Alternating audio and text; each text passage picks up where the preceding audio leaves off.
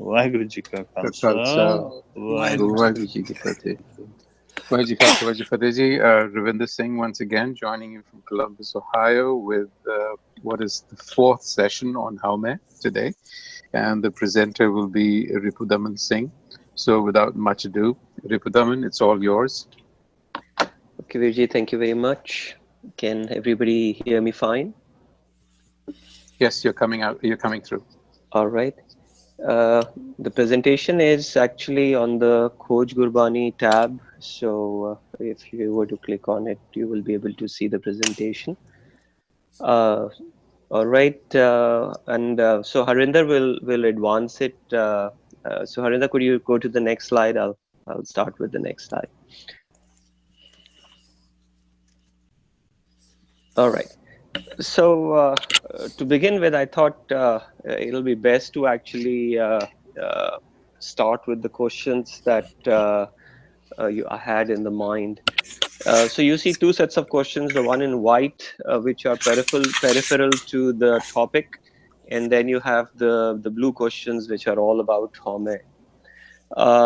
So kind of like what's Guru or Parbrahm, what is Brahm, what is Jeev, somehow we assume that and then get into the discussion on what is Haumai, why is it born, how is it born, is there a difference between Hau and Haumai, what are its characteristics, is it desirable, how do we reduce it, eliminate it, and so on and so forth.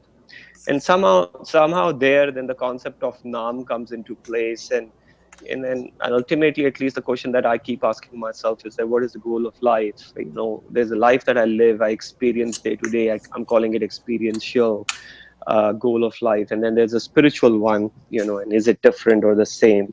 So those are the questions that I keep asking myself, and in this presentation, I'll try to answer at least a few of these. So let's go to the next slide. The next slide, as Harinder brings it, is just it's actually a slide that I could have skipped, but I still wanted to put it out there just so that you understand what's happening in my head, maybe. So I kind of have a little bit of mathematical background, so I tend to view things in terms of set theory. And to me, Parbrahm is the superset, and in this universe there are living things and non-living things, so those are two key subsets. And we've been talking about that there's an ultimate goal where everything is in sync, harmony, or etc. And then we as individuals ultimately move to that. We are kind of sort of out of harmony, and the whole aim is to come into harmony, right? The old terminology was like, we are in transmigration, and we'll become moksha, and then we will become one with Ishwar, Vaheguru, whatever, right? But whatever the terminology, the point I'm trying to make here is that we are as individuals, and there's an aim, there's a goal, a spiritual aim and a spiritual goal that we have to actually go to, and that's that's the point I wanted to highlight. The Harinder, maybe something is getting cut at the bottom, so if you could scroll it a little bit. Yeah, thank you. So there are a couple of questions related to this. I'm hoping that this will be a topic that we'll discuss later. Since it's peripheral to the discussion, I'm not going to dwell on it. Just that the fact that there is a journey from where we are to somewhere that we are going. All right. So let's go to the next slide, please. So this is basically, the first definition. What is Haumai? And there's a related word, how. So what is how, and are they different? And essentially, the first I looked at I looked up a few dictionaries. Guru Nanak glossary by Christopher Shackle.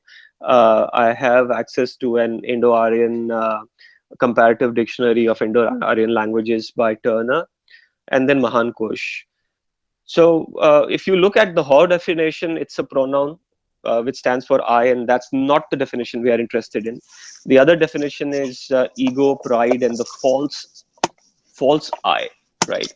And both Mahan Kosh and Shackle kind of talk about that definition. And when I look at the Haumai definition, then again it's treated as a noun. Ego, pride, the false I, self-centeredness is what Shackle would say. And Khan Singh ji would say that aham, mam, that's main, meri da pav, abhiman, khudi. So he is extending it to from the fact that main, meri da bhav, to he's also extending it to abhiman and khudi. All right. So let's go to the next slide. So the conclusions I was drawing from this, at least from my perspective, is that Hao and Haumai seem to be synonymous, from the noun form of it, at least they seem to be synonymous, right? And they kind of refer to a sense that, I exist, I have a separate identity. And at least from the Gurbani background, it seems to indicate that I have a separate identity distinct from the whole. That's what Haumai is delivering to me. That's what Hao is delivering to me. So, and along with that, it seems that there is a sense of self-preservation that comes up, right? Self-preservation as in like there's a priority on my self-preservation, my self-interest. And it is kind of like distinct from the other, whatever the other is, all right? That's basically, it seems that what Haumai is delivering to me. But when I went ahead and read a lot of shabads with Haumai in it, a lot of them actually refer to it just as pride, the negative type of pride, ahankar, that is, that. So it was being used as a synonym to that connotation, that meaning as well. So definitely it's carrying two meanings in Gurbani. And I wanted to point out that this interpretation is obviously different from the Sachkhand Academy interpretation. I think so, Gurjeet Virji, you may have presented that opinion right in the opening, where Hao was a subtle form of that I exist, and Haumai was its expression in Maya, after you're born. So I could not find that distinction when I was reading the Gurbani. Let's go to the next slide, please. So here the question is that why and how is Haumai born? Okay, fine. So there is Haumai. So why is it there and why is it born? And when we look at the Gurbani phrases, I just chose a couple of them here. Sada sada tu ek hai, तुद दूजा खेल रचाया, हौमै गर्भ उपाय के लोभ अंतर जनता पाया, ज्यों पावे त्यों रख तू सब करे तेरा कराया. So kind of like indicating, it seems in a very positive sense that this is a khel, this is a play. And Ravindra Virji has emphasized in the past that that maybe it's something positive, that it's a play, the game that you have to play. So play with a chow, so to speak, right? So it seems that Vaheguru has started this play. Why? I have no idea, no clue. But they started this play. And Haumai, Garab Upay Ke. So obviously Vaheguru has created Haumai. And there are other quotes also from Sid Ghost. Kit bidh jag upjay purkha, kit dukh binis jaye. So there's a question. And Guru Nanak Dev Ji replies, Haumai with jag upjay purkha, naam visreya dukh paye. Right? Again, therefore, then the other is Haumai kitho upjay, kit sanja mein jaye. And then Haumai eho hukam hai, paye kit kirt fire. So paya kirt fire. So essentially, my conclusion was, okay, so Vaheguru has created Haumai as well. And elsewhere, it says, other places in Bani, Japji Sahib and else, it says that Vaheguru rejoices in the creation. So for whatever reason, Haumai is created, and my reading is that probably the living things cannot live without Haumai. So if we have to play this game that Vaheguru has set up, Haumai is an essential ingredient because it is delivering a sense of I identity, and it is under that I identity rule that we can operate, in this game that is being played. So that's basically the why and the how of Haumai. Next slide, please. So, what are the characteristics of Haumai? If fine or Haumai upaj gayi hai, taan fir, so again, I'm taking an experiential and a spiritual. And the experiential is basically, you know, the day-to-day living. So, what's the role of Haumai there? So when I read the Bani, it seems to me that you know, obviously you're doing everything in Haumai, right? Haumai Satyar, Kudayar, Haumai Pap Pun Vichar, Haumai Narak Surg Avatar, Haumai Hasse, Haumai Rove. So everything is happening in Haum, right? Um, but in general, it carries a negative connotation. I've not specifically quoted that, but you know, agar Haumai Kanda होवे या होमे ममता होवे होमे अहंकार, all of these come together. These words are actually coming together in Gurbani, and I think so Ravinder Viji's presentation had one slide where he highlighted all that very beautifully. So there is a negative connotation, and it seems that, you know, its extension and extreme becomes ahankar, it becomes pride, not just the sense that I am, but also that I am better than you, you know, that kind of a thing. So those that is the extreme expression, and here the advice is very clear that you control that, right? Reduce it. So in the experiential sense, Haume, you know, is a characteristic that you are living with, but as its connotation becomes negative to lead to mamta, ahankar, etc., then they're saying reduce it. You know, no mention of elimination anywhere. Just the fact that reduce it. Next slide, please. But then there's the other aspect of Haume, which is spiritual. That's also defined in Gurbani. And there it is very clear that Haume is a disease.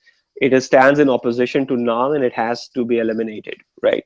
So, Haume dirag rog hai, daru bhi ismaye, kirpa kare je apni ta gur ka sabat kamaye, right? And then Haume nave naal virudh hai, doye na vasa ek thai. So it's very, very clear you know, that that Haume and Nav are in opposition to each other, and they cannot exist together, right?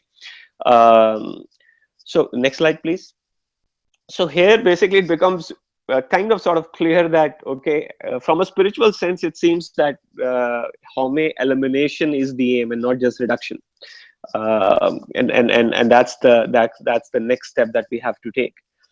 So then the question becomes, okay, if you have to eliminate Haume, then how do you eliminate Haume? And here I am taking the support of essentially a couple of shabads, right? The one that I just mentioned, Haume dirag rog hai, daru bhi ismaye. And the other one is Haume nave naal virudh hai, doye na vase ek thai. And the next line, the Rahudi Pankti, is very revealing, which is Hari चेत मन मेरे तू गुर का सबद कमाए हुक्म मनेता हरि मिलेता विचो हमें जाए. So essentially, my bullet points here is literally how my brain kind of lays it down serially. Obviously, it's not a serial process, but I have in my head laid it down serially. Naam is what leads to the Jeev back to Vaheguru. Okay, elsewhere in Bani, it's been mentioned many times.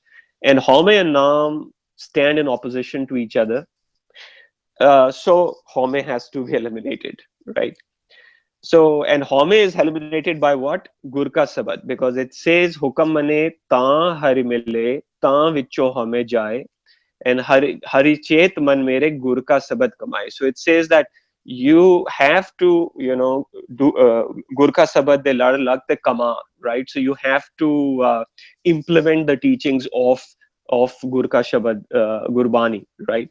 What will happen if you do that? Then Hari Chet Man Mere, right? That means that you will remember the Hari within you, right? You will become connected to that Hari. So the second line is very beautiful. Therefore, Hukam Maneta Hari Mile. So what is Hukam? So that's what was described in the previous line. That Hari Nu Chet, that's the Hukam. Or Gurbani da Shabad Kama, that's the Hukam, which will lead to Harinu Chetna, right? So that line is the Hukam. And when you do that, then you actually meet the Hari, as in like you become one within the Hari within yourself. And ta vicho home jai, then your home is eliminated, right? So that is basically the process. But then the next Sabad had it that hukam, oh sorry, Haumai dirag rog hai, daru bhi ismai. So how is the Haumai disease and the medicine together, right? So disease is very clear. All these other shabas were referring to it. So, but how is it a medicine? At least the way I interpreted it was that this self-preservation instinct that is there in Haumai, right? That's the fundamental instinct that you have. So if that instinct is there, then you can live in multiple states of mind, right? If I am perceiving this world to be full of suffering and something I want to escape, then my self preservation says escape from here, and that is leading me then to make an effort to escape, and the effort is what? Gurka Sabat Kama, right? So therefore attach yourself to Gurka Sabat. If I'm saying this is a play, Vaiguru's play, and I'm a player in it, and it's a very positive thing, and I have to go and win this game, right? Again, I'm self-motivated here, and in that positive attitude mindset, again I'm getting attached to Gurka Sabat, right? So whatever is the state of my mind, the self-preservation instinct of Haumai is basically taking me to Gurbani, and get attached to Gurbani and fall in love with Gurbani, and all that still is in Haumai. My love is in Haumai, right? So all that is in Haumai, but as I progress through it, hopefully, it ultimately gets eliminated. So that is basically how Haumai is to be eliminated, at least what I could skim off of it. Next slide, please. So now I ask myself this question, then, okay, then is this the aim of life? Is this the path of life? And the Japji Sahib, every morning we ask that, right? Or Guruji tells us that Kif sachara hoiye kif kude tutte pal, hukam rizai chlana nanak liha nal. So that's basically, the question and the answer, the aim of the life and what to do. That aim of life is to become sachara. And an obstacle is the veil of falsehood, and the solution is walking in the hukam. And like I mentioned in the previous slide, that nanak hukme je bujhe ta Haumai kahi na koi. That's what Japji Sahib says in the second party, that figure out hukam, then Haumai will disappear. Not Haumai will disappear, then you will figure out hukam. It's the other way around, right? And then in the other Shabad, he said, hukam mane ta hari mile ta vichu Haumai jai. So it's kind of like expansion of this Japji Sahib di tuk. Hukam nanak hukme je bujhe ta Haumai pai, and now he's inserting ta hari mile in the middle, that hukam mane ta hari mile ta vichu Haumai jai, right? So I found that very, very revealing. And then hari chet man mere tu Gurka Sabat kamai, that is the hukam. Hukam mane is that, Gurka Sabat kamana is hukam manna, then you will meet the Hari, right? So that becomes the action, therefore, in life, and maybe the only action that's required, just Gurka Sabat kama, that's about it. Everything else will automatically happen. We just don't have to worry about it. So all those model construction that I did in the third slide, the set theory, all that is useless because, all I have to do is just follow this hukam, and it will hopefully lead me to becoming sachara ultimately in the end. So the last slide that I had was, okay, that's great. Did I crack the puzzle here? Should I pat myself on the back? Obviously not. I'm so far away, because when I'm living my life, my daily experience is still very experiential. It is still not spiritual. And in my experiential world, the path that I'm following is very different, right? Because all the messages that I have absorbed since I was a kid, and that I'm passing to my children and anybody around, is that you are unique. Follow your dreams. Be passionate. Recognize your worth. Learn to forgive yourself. Find your unique qualities and contribute accordingly, right? Your skill and my skill, those come together, and then we form a team, and it makes us all better. So there is always this you and me, right? And then also that if you are in whatever situation you are in, you're contributing to it, you're giving it your best shot. But ultimately, if your worth is not getting recognized, well, then you leave that, it's their loss. You move on to places, environments where your worth is recognized, where you can contribute better, right? So all of these paradigms that exist for the modern world are very much I centered, right? My qualities, my contribution, therefore my worth. And sure enough, your contribution, your qualities, I recognize you as separate. I recognize you as my equal, but separate and unique, right? So the question therefore becomes then, wait a minute, if I eliminate Haumai, or if I read, interpret Bani, then ultimately it seems to me, take away your uniqueness. Whatever you are dreaming is very specific to you and restrictive. Throw that aside. That's your self-interest. Extinguish it. Your Haumai and your unique personality, individuality, and you will become part of a whole. Right? You will realize your infinite self. Infinite self, that means you're really brilliant, infinite self, but it's not me. They're like infinite other infinite selves as brilliant as me, then, right? Identical actually. So that's pretty different from how I live my day-to-day life, totally contrasting. So I think at the end of the day, we need to define or redefine how the ideals of today, the morals of today, right? The code of conduct, the way the society is built, and our ambitions, and so on and so forth. How we redefine them or interpret them in the light of Gurbani, right? So that is the ultimate question that I would need an answer for. So those were just a few thoughts. As I indicated right in the beginning, all mistakes are mine. I'm a learner, just like everybody else. So pulla chuka di maafi. Vaji khalsa, vaji ki fateh. Hanji, thank you very much, Ripuramji. That was really, really nice. So, Dilpit Viji, any observation or question on the?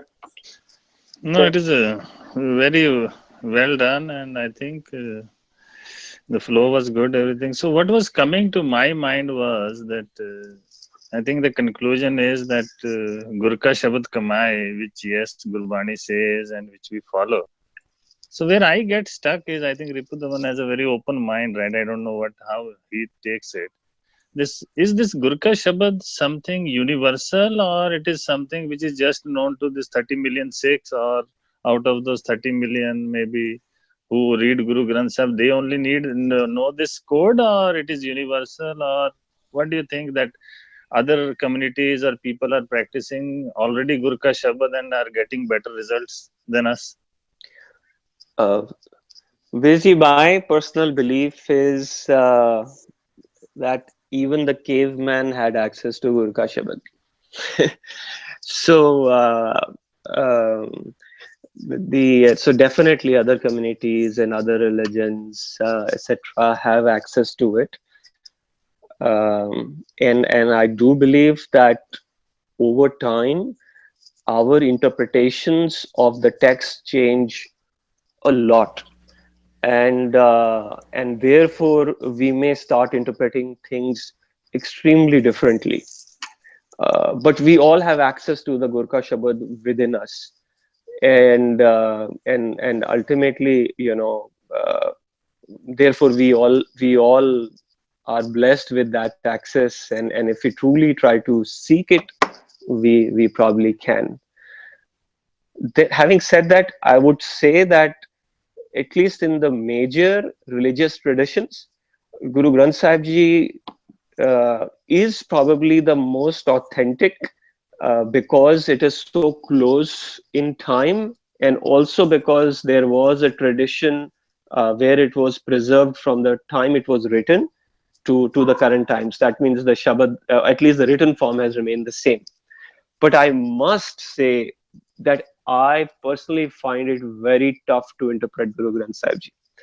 That means that there is a wide gap of a few centuries, a couple, 3 centuries or more, between when it was written to my current language, and therefore, as the time goes by more, this the gap will keep on, the width will keep on increasing, the gap will keep on increasing, if I totally and completely and absolutely rely only on the written text.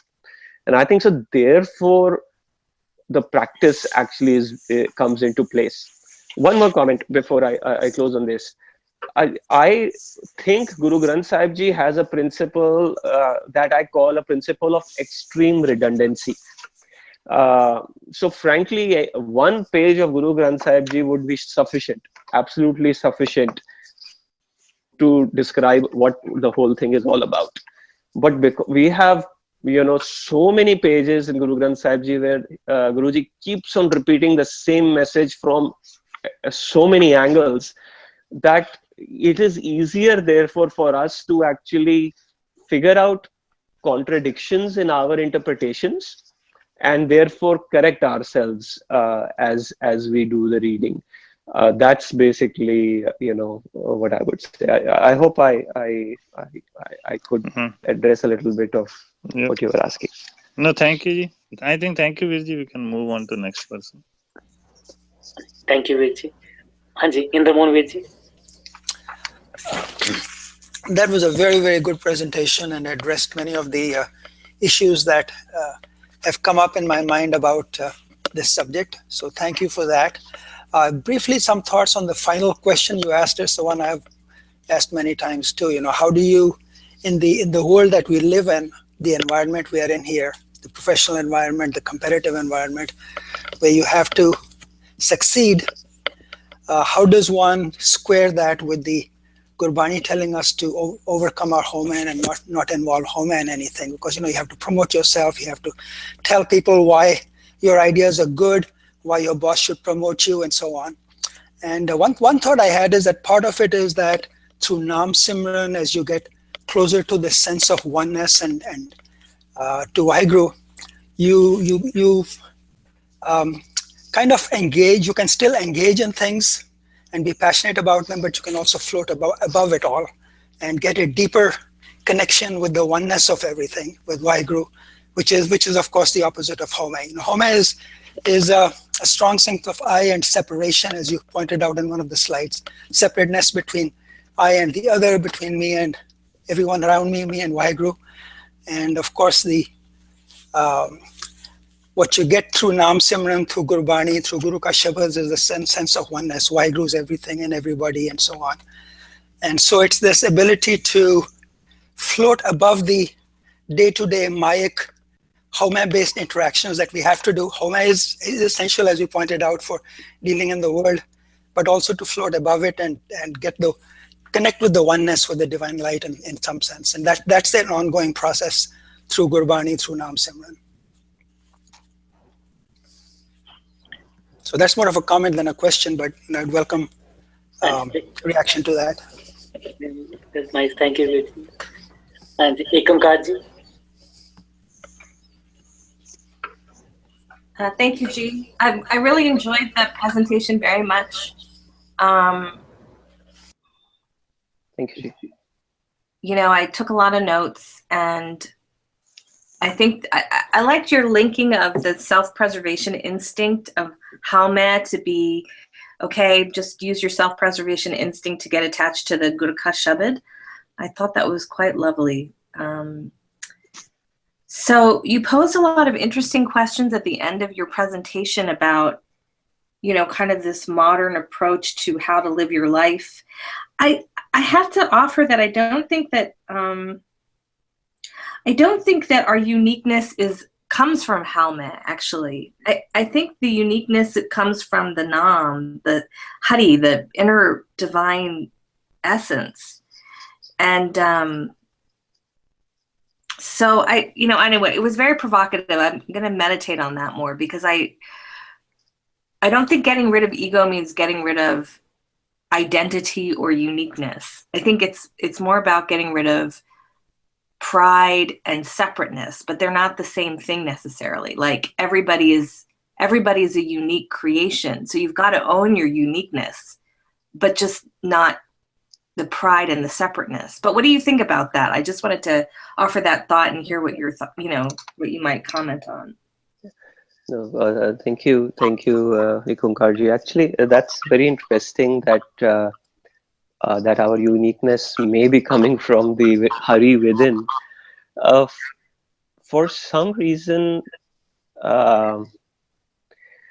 in my mind, the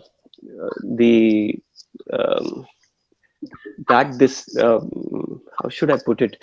You remember that example of the drop in the ocean and the wave in the ocean, the gold and the bangle, right? At the end of the day, maybe I am interpreting it as that the fundamental quality of the drop is water, which is the same as the ocean, and of the bangle is the gold, which is the same. So therefore, in my mind, it seemed to me that because everybody has hurry in it, everybody, is actually fundamentally the same, therefore, right? And the label of me being Ripudaman and you being a Concur and our relative personal histories is the product of, therefore, the Haumai.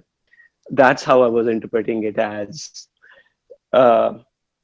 I must also say that it's like maybe my thinking is very childish in my head, but I keep on playing these stories in my head, and in one of these stories, there are a million stories in my head, and one of these stories, I imagine that if there is one Par Brahm, right, this conscious entity, it is the only one. It is Ik. How very boring it would be to be the only one, right? So that's so the story in my head goes that if I am the only one in this, that ever has existed, what I am responsible for existence. So there's no question of has ever existed, right? Then maybe I'll be very damn bored. And what would I do? Well, I would start thinking, I would start dreaming, I would start creating experiences. Oh, I'm playing baseball, and the baseball is coming. I've invented the sport of baseball, and that's an experience I'm living. Then invent the sport of war, and I am the guy who's, an army who's winning, and I'm the guy whose army is losing, right? So I've created these multiple personalities. Is that what it maybe the reality is, for all you know? So I'll share something interesting with you. The Sri Singh Sahib, Yogi Harbhajan Singh, that's exactly what he said. He said the whole creation is because God got bored. I mean, it's not a childish thought at all. It's something I've heard before from his lips, honestly. And I think that that's very real. I mean, I just think that that's, the other thing he said was, God's not in a hurry for you to come home. Play in the Maya and enjoy yourself. And I was like, what? It's frustrating for me to hear because I want to go home. But so I don't think that's childish at all. I think that's actually a very sophisticated way of looking at it. And actually, this is really funny because that was the other thought that would come, and which was that if this whole play was set up and I'm a participant, and I said, no, I don't want to play, I want to come home, then maybe I'm not doing something right. I got to play the game. I think that's why Guru Nanak says just appreciate it. Like, I think that's why the key is, can you just appreciate the play, not try and run away from it, escape it, just enjoy it. Yeah, that's a good point. That's a good point. Yeah. Okay. Thank you for your thoughts. Yeah, that's all. Thanks. Anji, thank you, Kunkarji. Anji, Gurdeep uncle, Montreal. What I understood, one bluntly thing, that there is a darkness and there is a light. Where there is a light, there is no darkness. If there is a darkness, there is no light.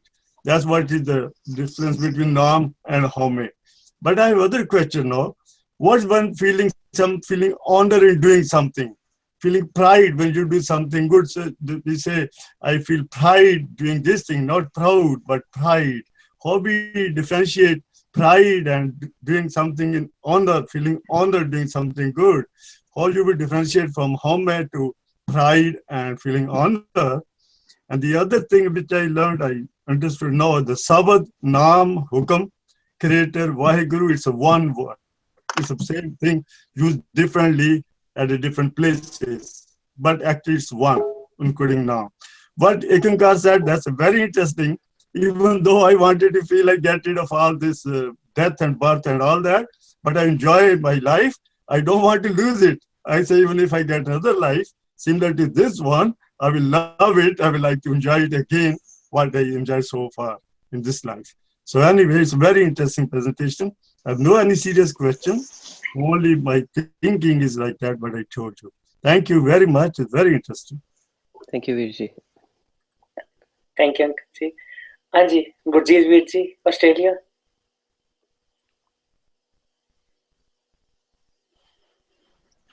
Okay, yeah, I'm still in between. Can Ripudaman explain that he thinks that Vaheguru created Haumai? On what sort of Shabads he says that Vaheguru is responsible for creating Haumai? Yeah, sure. Actually, could you go back to those slides?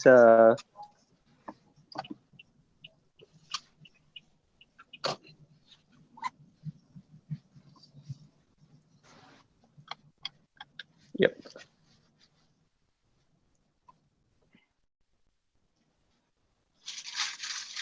So Vijay, these are the Shabads that the three Shabads that at least I could figure out.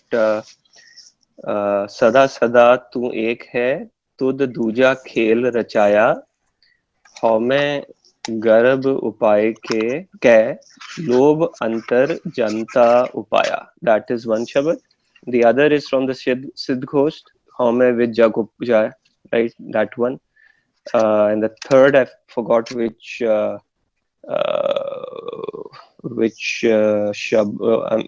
which page it is from or which rag.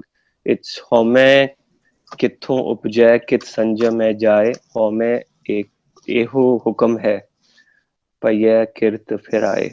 So those are the three shabads that I formed the basis of interpreting as that Vaheguru has started this play. Now, why don't you think that the Jeev has started this play? Because Jeev is a part of Vaheguru. Either the whole Vaheguru should be here. No, so that's why I had the model in the beginning. So let's just go back to slide number 3, which is a little bit... Because I can't look at the slide, but the basic idea is either the whole Vaheguru should be here. If the whole Vaheguru is not here, part of Vaheguru is here. So Biji, so the model on the right hand side, essentially, you know, you have Jeev, right? Like you and me and everything, living thing, right? We are out of harmony and we exist with Haumai, right? Out of harmony is a very negative word, you know. I should have just said, you know, we are in play. The others are who have become Puran Brahma, as you say, right? So those have you know, they're still not become one with the collective, the collection, right? The Parbrahm. So I don't have a name for it here, you know. So once so those are still there, obviously, and Parbrahm, at least in my mind, is the sum of all Jeevs. So all the Jeevs that are in harmony, all the Jeevs that are out of harmony, and all even the material non-living things that you see, right? It's coming from somewhere, right? So all of that collection is Vaheguru, as far as, you know, my understanding goes. So it's not that the whole of Vaheguru has to be as you know, as part of the creation per se. The Vaheguru is in creation and creation is in Vaheguru, therefore, right? That is basically khalak khalak mein khalak, right? That's how I interpret it. And therefore, I don't think so it's a necessary condition that the complete creation, it's infinite, right? Or the complete Vaheguru is infinite. It doesn't mean, and infinite of an infinity can come out of infinity also, right? So again, mathematical would be that the set of real numbers is basically an infinity, right? But the set of let's say between 1 and 2 is also an infinity, right? You can have infinite numbers between 1 and 2. So sure enough, creation can be infinite and yet be a subset of Waheguru. That's basically the interpretation I have. Yeah, but then we have got some checkpoints like, Karna Karan Prabha Ek hai. They put the blame on the Jeev, that he is responsible for this. Dusar nahi koi. So even means there are, as you say, the Gurbani will correct itself if we. So we have to interpret from within that framework. That is Waheguru responsible, or the Jeev himself is responsible. So Virji, let's go back to those 3 shabads again then, right? And let's interpret it the way you would interpret with the fact that the Jeev has created the Haumai, right? So let me again, in my mind, when Waheguru set the whole thing in play, I do not know the reason why the thing came into play, right? In a number of places, they say that khel rachaya, and khel is a very positive thing, right? It is not a negative thing. It's a positive thing. When we start from the fact that there is an original param, right? There is an original doubt that emerged. That doubt is basically that I'm separate. And that separation is basically expressed as Haumai, right? Or Haum maybe, right? Or Haumai, whatever. It can lend itself to a negative connotation. So if that is the case, then I need to understand why Guruji insists on calling it a khel to begin with, right? The so I have not reconciled the two in my mind. So it's I'm still trying to answer that question. So if the Jeev, for whatever reason, created Haumai, because the Jeev got into Bharam, Jeev got into to Haumai, and then this universe you are saying is a play where the Vaheguru is giving an opportunity for the Jeev to come back, right? So it is like the whole thing has started with an error, and now it's an error correction process, versus the whole thing started in a play, which is a very positive thing, and we are playing the game to finish it, right? So I have not concluded in my head one way or the other. Those two parallel thoughts exist. And, and that's fair. Thank you, Virji. And Just I'll make one observation that in this play is Manjita Jagjit. You have to win over the mind. That's the whole play is. You want the man to win or you want the man to lose. So this is, the play will be there, and he can stop the play himself. He can stop it. The Jeev can do it. Khel sankocha to Nanak ek hai. This is for the Jeev. So you're right, it's a play, but in play, you depends which team you want to win. You want the man to win, or do you want the Chit to win? So if the Chit wins, the game stops. But if the man winning, then the game continues. So that's, I think so, my observation. And thank you very much for the whole wonderful process through which you described it. Thank you once again. Thank you, Rishi. And thank you, Gurjit Virji. Anji, Prapit Virji, Delhi. Hanji, thank you, Virji. Virji, thank you for a very, very well sequenced presentation. I just wanted to make one comment. I got disconnected, and I think it was similar to the point Gurjit Singh Virji was making. I think in the understanding of the process of Haumai and my existence being separate from the universal existence, I feel we, in the process, we make an error where we at times start talking about that if Vaheguru is the creator of everything, then all the evil that is existing, that is also his responsibility. He is the creator. So then that might also be good because it is originating from that one. There, I feel there is a subtle difference which probably is hard to articulate for me, which would connect back to when we said that the khel, the play that the one has organized, so to say. There is a difference. There is the game, there is the play, and whether I am playing that game or some other game. Gurbani says, "Yo to prem khelan ka chaho, sir tar tali gali muriyao." So the precondition to play that game is sir tar tali gali muriyao. I have to lose my Haumai, the recognition or my identity as being a separate identity. When I am not doing that, it seems that I am playing some other game, and the creator of that game is not the Almighty. It is my consciousness itself, because as you said in Gurbani, Nanak Pacha also says, Nanak hukume je bujhe ta Haumai kahe na koi. And then going forward, he says, the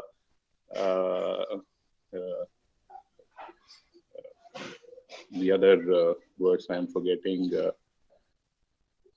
Nanak में हुक्म अंदर सबको बाहर हुक्म ना कोई, नानक में जब हुक्म है ना हुक्मी होना कार हुक्म ना कहिया जाइए, हुक्मी होवन जी हुक्म मिले उड़ाई, हुक्मी होवन जी हुक्म लिख दुख सुख पाइए, एक ना हुक्मी बख्शीश हुक्मी सदा पाइए, हुक्मे अंदर सबको बाहर हुक्म ना कोई, नानक हुक्मे जे बुझे ता हुमे कहे ना कोई.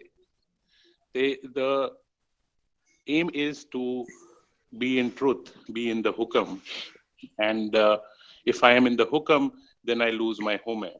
So if I am losing my Haumai, then actually I am playing that game of love, which is his creation. So in a sense, the responsibility of the creation of this Haumai and losing the Haumai is on my own consciousness, which makes me more incumbent, more in charge of the situation, good or bad, that I am in. And once I lose that Haumai, probably I am one in with that consciousness, which Gurbani is kind of leading me to. So that's just one point I wanted to lay down. What are your thoughts on that? I absolutely agree with it. Harinder, can you advance the slide to this could you? Well, I will tell you where. Go ahead. Further. So yeah, aim of life. What? Yes. So I completely agree with you, Virji. That was the purpose of this slide. Ki kif sachara hoye kif kude tutte pao, hukam bazai charana nana ki kya naal, right?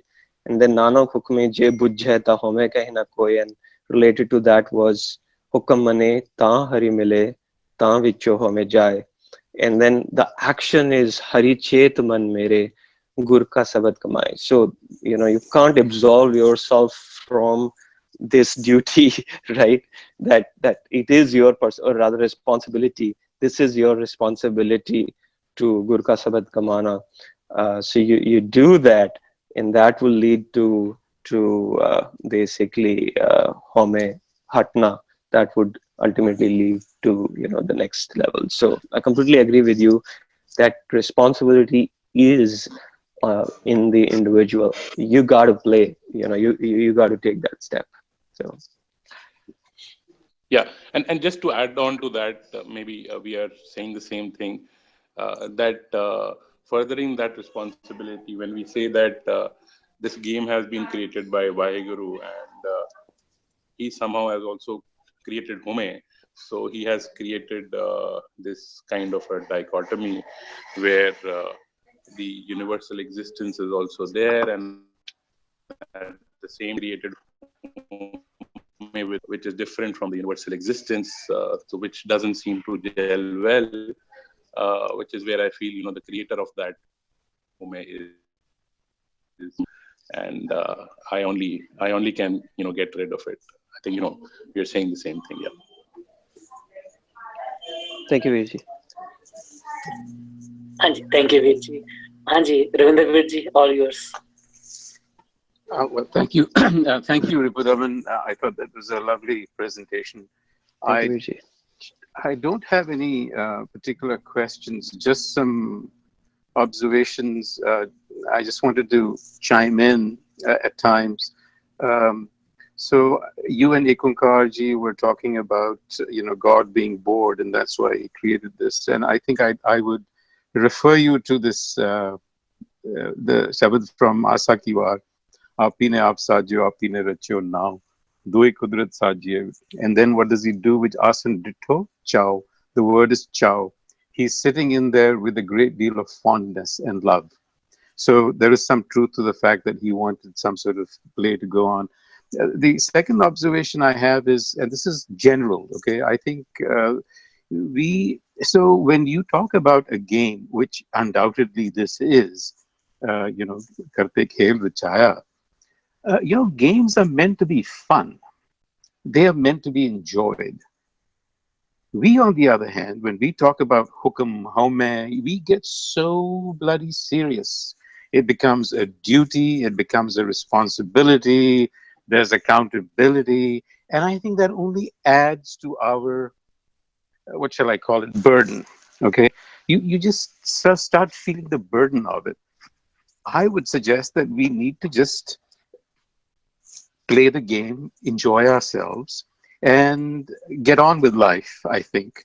As far as, how may, and then the other observation that I wanted to make about this whole business about ego and how may and ahankar, I think that Paikan Singh has probably done us a bit of a disservice, although I wouldn't blame him for it. Perhaps at that time that is how the thinking was, by equating ego to and ahankar to Haumai.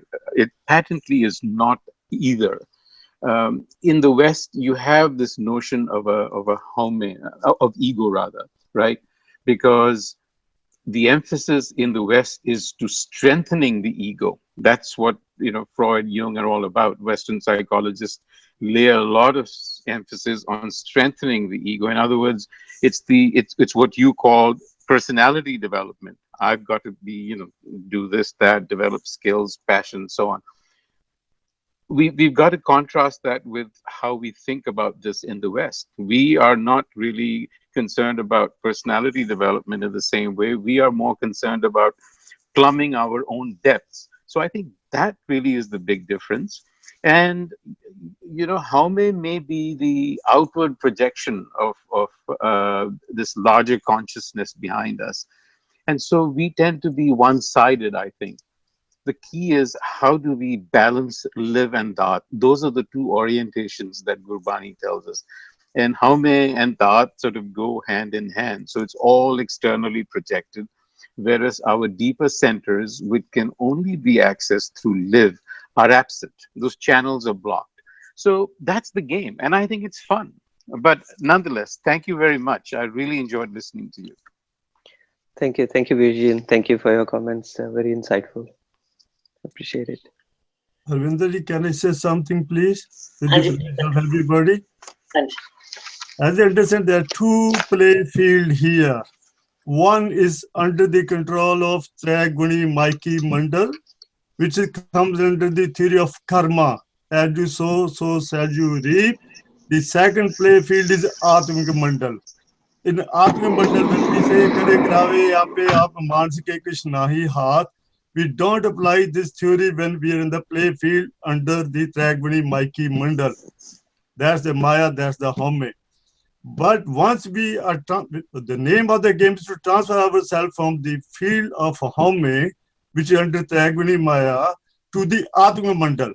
So once you are in the Atmik Mandal, I think that will be much more enjoyable field to play. You will be very much close to God, but there is you accept the hukam of God in the Atmik Mandal. But as long as we are in the other mandal under the law of karma, as you sow, so shall you reap, we are enjoying it, but not all the time. Sometimes we are suffering, sometimes we are happy, but we want to get rid of all these sufferings and those kind of things, that we have to switch ourselves to the Atmik Mandal, the playground of Atmik Mandal. From Atmik Mandal, then we can get back to the source where we came from. This is how I understand. But I'm still waiting for my question, which I didn't ask very seriously. What's the difference between pride and the honor against the ego or against the Haumai? So if Ripudonvidi can do differentiate between little bit to feel honor and pride against the Haumai. Just I just gave my opinion. This is how I understand from the Gurbani. It's two play fields, not one. Thank you. Yes. Uncle Ji, thank you for asking that question. And it's such a coincidence that I have probably every year asked this very question to whosoever I can meet, whosoever I think can answer, give me an answer, and I haven't received an answer back. So pride and becoming proud, it's a continuum.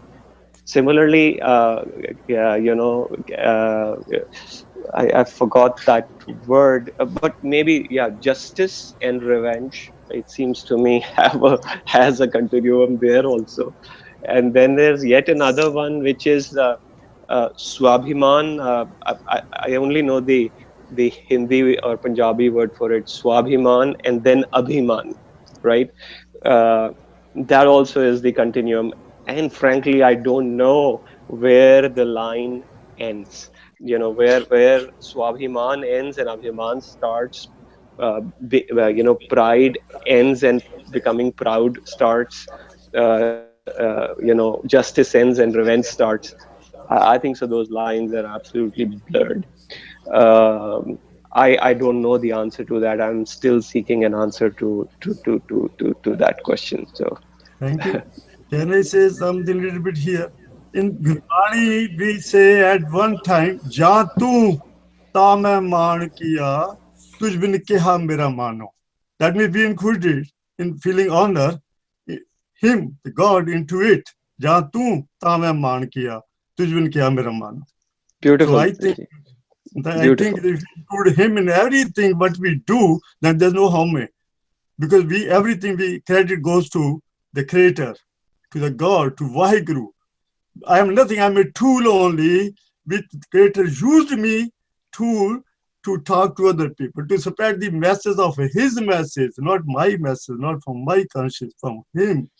That is where I think feel the difference between honor and the proud and the pride. This is how I feel, and I'm just trying to learn more and more out of from all of you people. Thank you very much. Thank you, Uncle. Yeah, Ekankarji, any final thoughts on today?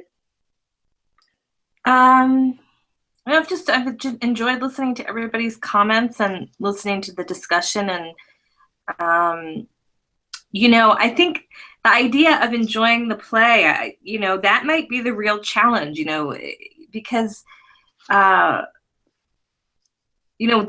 Guru talks about all of these dynamics, and we're growing and we're evolving, but ultimately it is by grace that we can merge in the hukam. It's not something that we can do through our ego. It's a gift that's given to us. And how do we relax and enjoy ourselves along the way? That's a really, I think, a good question to meditate on. So that's my only closing comment. And but I thought it was a great conversation tonight. Thank you, Ji. Indraman Virji, any final thoughts?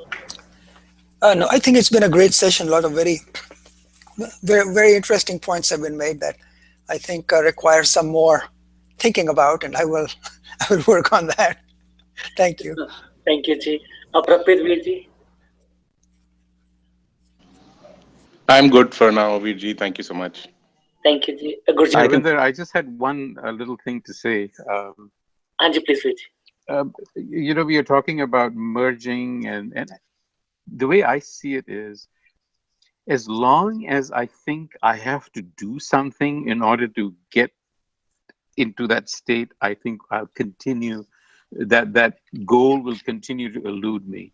On the other hand, if I just focus on doing what is in front of me, with this feeling that it is, stuff that has to happen with my full attention and absorption, I think therein is the key somewhere. Just a half-baked thought that I get. I think when we get into this idea, there's somewhere to go, something to blend into or merge into, that is the source of our problem. That said, You can all go to Sikh Book, Sikh Club, the Sikh Club that Ripudaman is alluding to, and the books are free, so you can download them. Thank you. Okay, thank you, Virji, and thank you, Ripudaman, for such a nicely done presentation. Elsa. So, Waheguru Ji ki Fateh.